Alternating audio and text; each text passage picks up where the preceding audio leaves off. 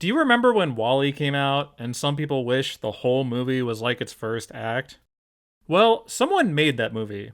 It's called Robot Dreams.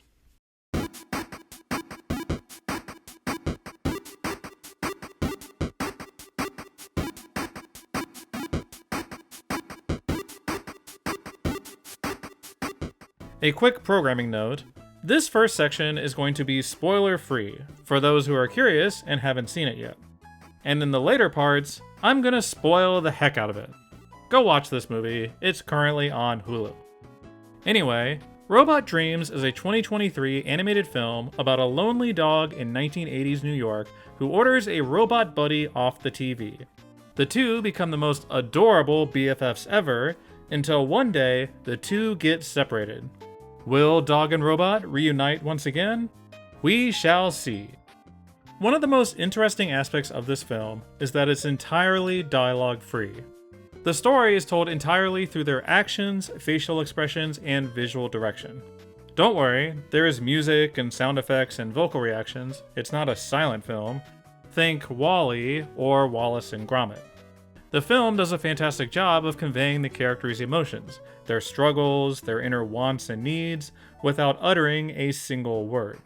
You watch this film and just let the visuals wash over you. It's such a meticulously crafted and detailed world, full of all these funny anthropomorphic characters going about their day.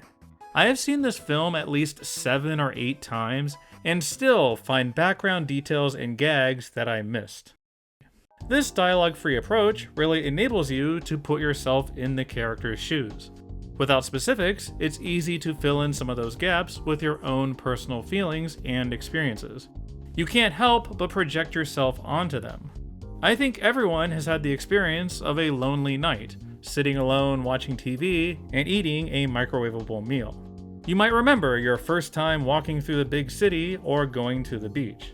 Both dog and robot have their own distinct personalities, but they tap into universal human experiences that I think everyone can imprint on these characters in their own unique way.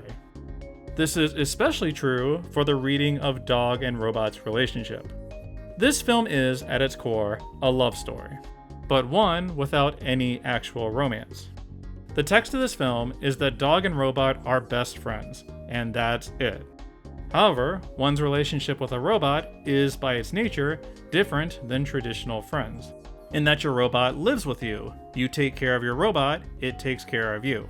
Conceptually, it works well as a metaphor for romantic relationships. It's almost like a romantic comedy about asexuals. Or perhaps you take an entirely queer reading of this film, this dog-robot relationship. Dog and robot technically don't even have explicit genders. If you want to view dog as male, female, non-binary, you can view them however you want. Once again, it's easy to imprint yourself and your own relationship experiences and draw comparisons. You look at robot and remember your first best friend or your first girlfriend or boyfriend, holding hands and doing cute things together. There's a soft tenderness to their relationship that captivates you and makes you really want to root for them. The language of the film uses simple, universal themes and imagery to construct a surprisingly nuanced and deep message. Like, one of my favorite motifs is its usage of food. We use food to create a sense of community, a way we connect with others. It can be an indicator of one's mental health, one's well-being and nutrition. Dog eating Fruit Loops, instead of, say, cooking pancakes, says something about his personality. The film revels in these utterly mundane details of life to construct its characters and themes.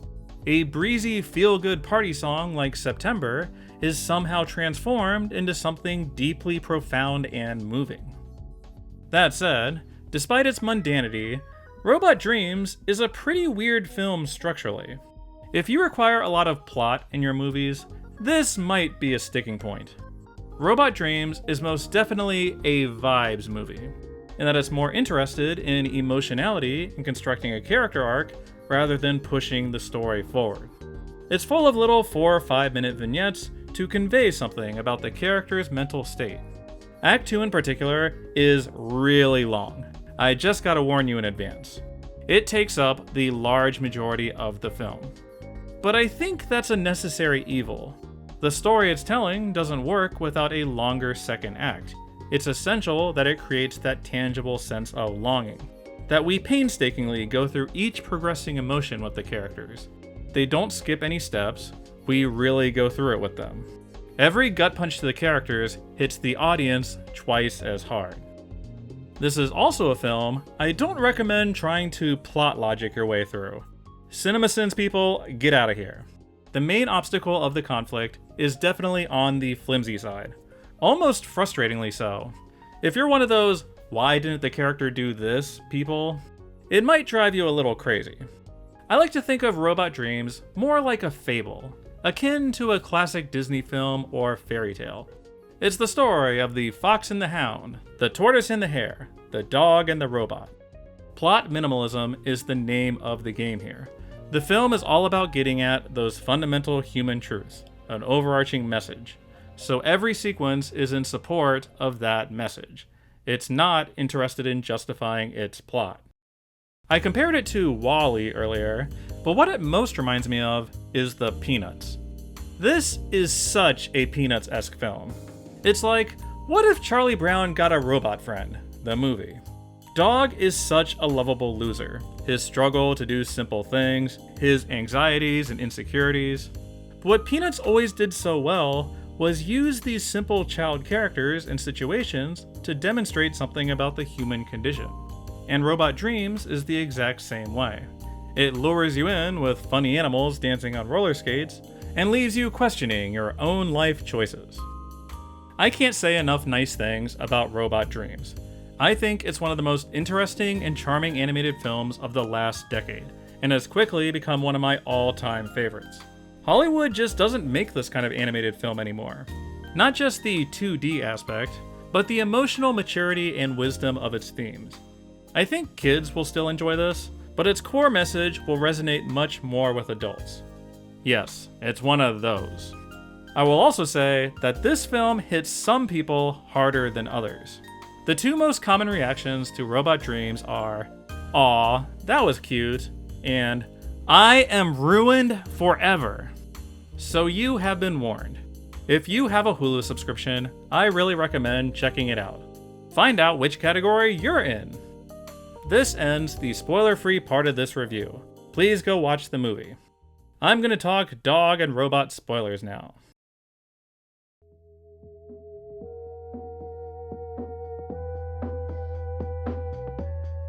I confess, when I first saw Robot Dreams, I didn't really get Dog's character arc. Of our two leads, Robot gets the more transformational journey, whereas Dog's is a bit more understated. I mean, everything starts out very straightforwardly, seeing him at the beginning in his apartment, playing with himself and feeling lonely, experiencing the joy of his new robot friend and the subsequent grief. In terms of establishing Dog's character, they do an excellent job. I love the small details in his apartment, like his many jigsaw puzzles, denoting someone who might be more introverted. There's definitely a quiet softness to Dog. Like he dances and makes silly faces with Robot, but he comes off as someone who struggles to assert himself. After a while, you start to wonder, what exactly is the deal with Dog? He is perpetually lonely, but why? What is it in Dog's life that prevented him from making this kind of special connection? It's clear that, throughout the film, Dog does put himself out there to meet new people. There's a very clear progression of showing how Dog copes with his loss and keeps pushing forward. These sequences add action to the film and a degree of character progression. But you still wonder why things have never worked out for him. In my opinion, the most illuminating sequence in understanding Dog is the snowman dream. Mostly because it's the one time Dog actually dreams, and we get that closer look. That Dog would dream of Frosty the Snowman, this friend that he builds himself who is destined to melt away at the end of the season. But this new friend wanders away and seems to have a life away from him, going bowling and having inside jokes with Penguin. I think this entire bowling sequence says so much about Dog's insecurities. The social anxiety of meeting new people, trying and failing at things, ultimately feeling like an outsider with your new friend. It links up well with his feelings about Robot, while possibly explaining his past struggles. The world isn't very nice to Dog. Despite these efforts, he gets constantly kicked around throughout the whole film. These skiing aardvark dudes are toxic assholes. His relationship with Duck seems to be going well, even going on a fishing trip, until she abruptly moves to Barcelona. What the hell, Duck? I really like Duck, she rules, but what the hell? It can feel repetitive after a while, how nothing ever goes right for Dog. The film lets us stay by his side the whole way, watching him battle his loneliness and take these little steps forward. Dog takes abuse sometimes from critics for the robot debacle, that he doesn't prevent Robot from going into the water, and then, instead of continuously trying to rescue him, he gives up and waits out the whole year. I think those criticisms are unfair, as he literally gets arrested trying to get him back. I can see why he doesn't want to push his luck. But it is frustrating seeing other characters get to the beach while Dog is off faffing about. At the same time, each of Dog's little vignettes shows the price he pays for waiting out the whole year. Even at a fun event like Halloween, the ghost of Robot haunts him. Every event has that tinge of wistfulness. The danger with Dog is that he could come off as an incel, embittered by a world that rejects him. But thankfully, he is still portrayed with that quiet sweetness and patience. He mopes and gets sad, but he always picks himself up again in the next scene. The film repeatedly shows us Dog's incredible resilience, and that's key to his character arc. The ending of this film doesn't work if you don't believe that about him. But I'm getting ahead of myself now. Let's see what Robot was up to.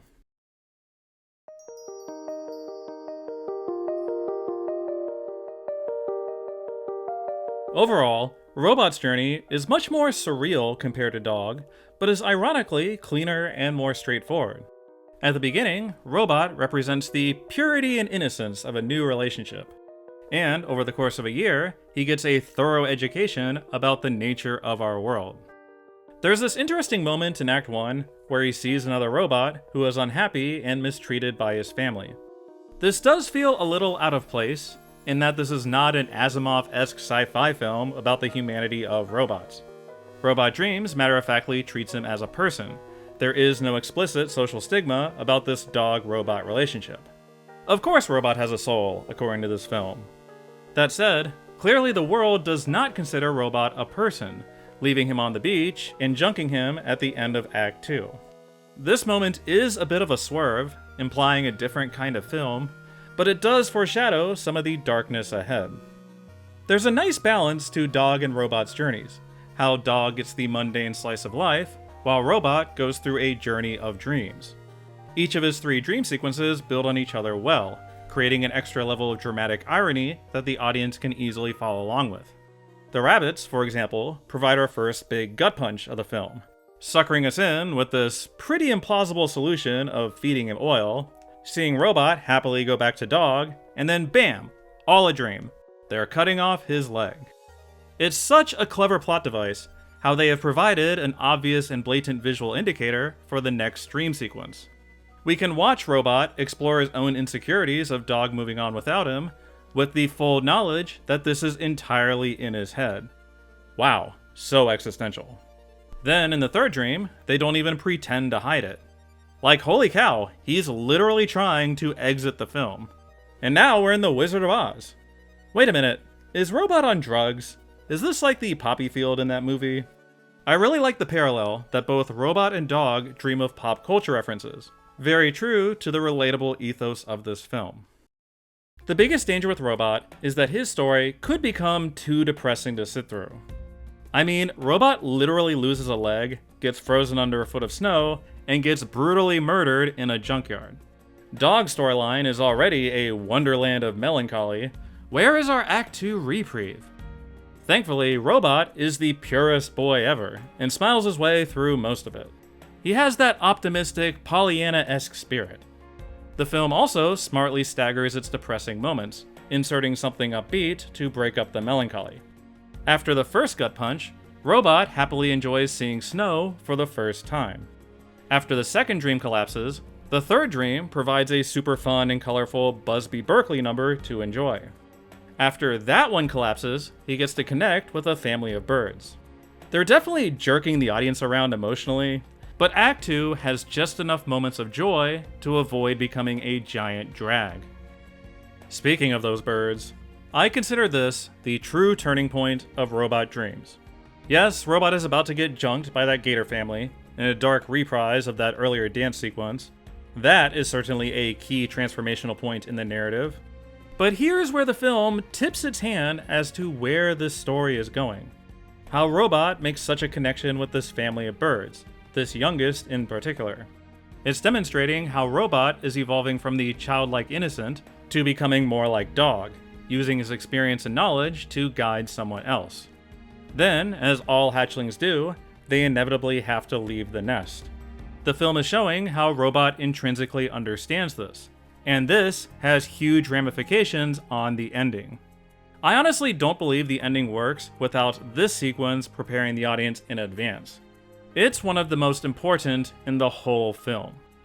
Now, we've spent a long time in Act 2, so let's get to that ending already. I know that's what you're really here for.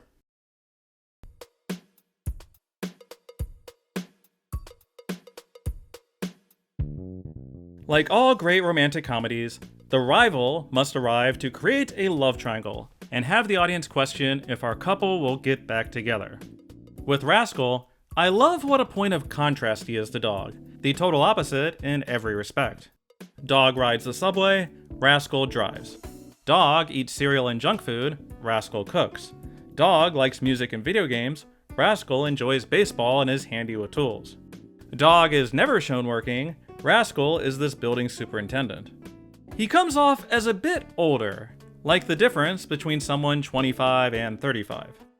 I'm not saying this in judgment of Dog, just that these two feel like they're at different points in their lives. Rascal gets an amazing introduction, using William Bell's soulful song Happy to establish our new mood. Then, how he shares his candy with this little gator kid, who chomps down on it. It immediately indicates to the audience that Rascal is a good guy, and that when he rebuilds Robot, that Robot is in good hands with him. Using this William Bell song as the musical counterpoint to Dog works exceptionally well to cement this new status quo, that we have truly moved on to something new. They get their own beautiful happy-go-lucky montage with our new theme. We don't know exactly what Rascal wanted in his new robot, whether he was just looking for someone to help him around the building, but it's clear at this moment that he's stumbled upon a true companion. Robot brought his past experiences with Dog to form a new close connection.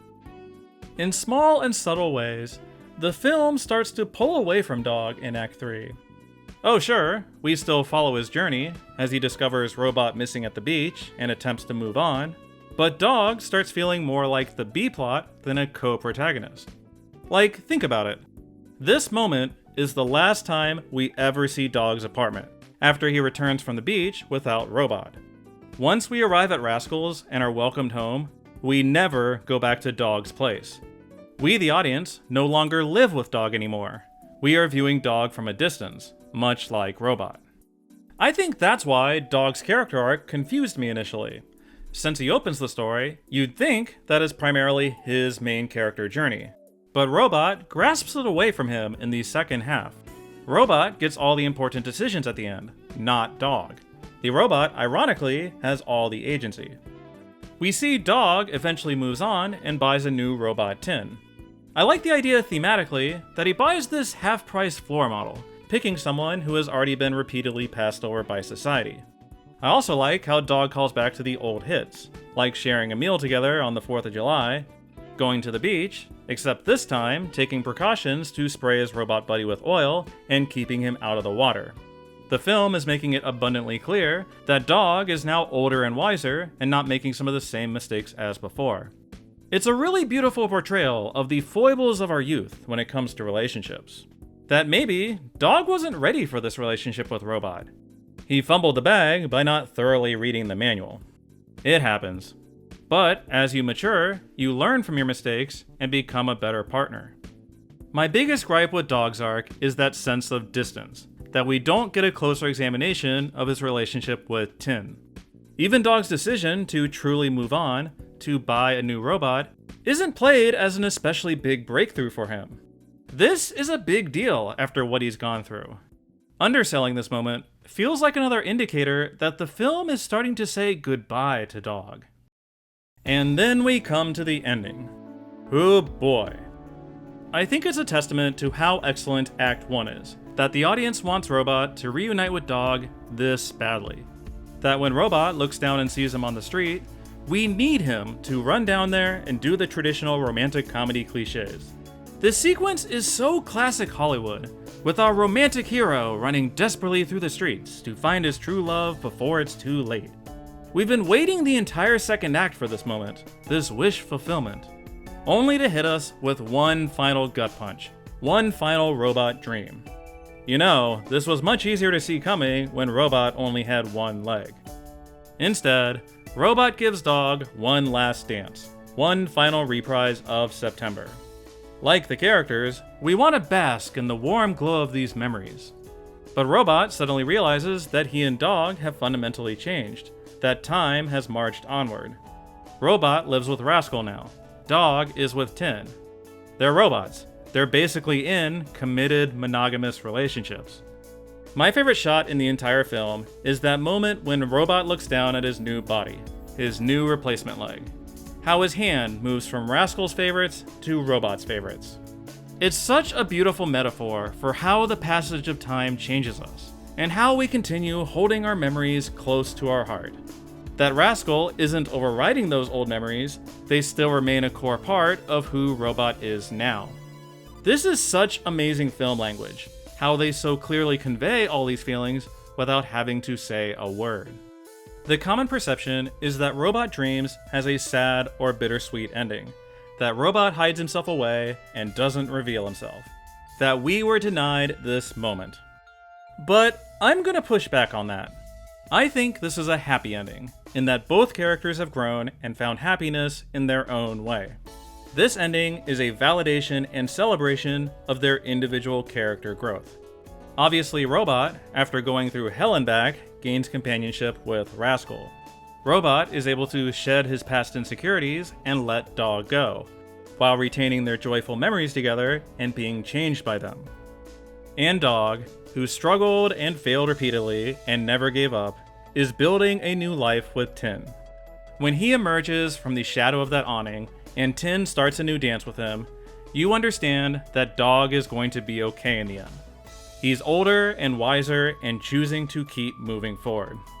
I think he absolutely did see Robot up there, and to some degree is haunted by that past situation. But he's not going to keep doing what he did last Halloween, chasing robot ghosts and being miserable. Tin is there now to help him bounce back. He's not going through this alone. That's Dog's character arc, the celebration of these small yet significant steps forward. Dog is finally breaking from his loneliness cycle. The film has made it abundantly clear that Dog's life has changed for the better.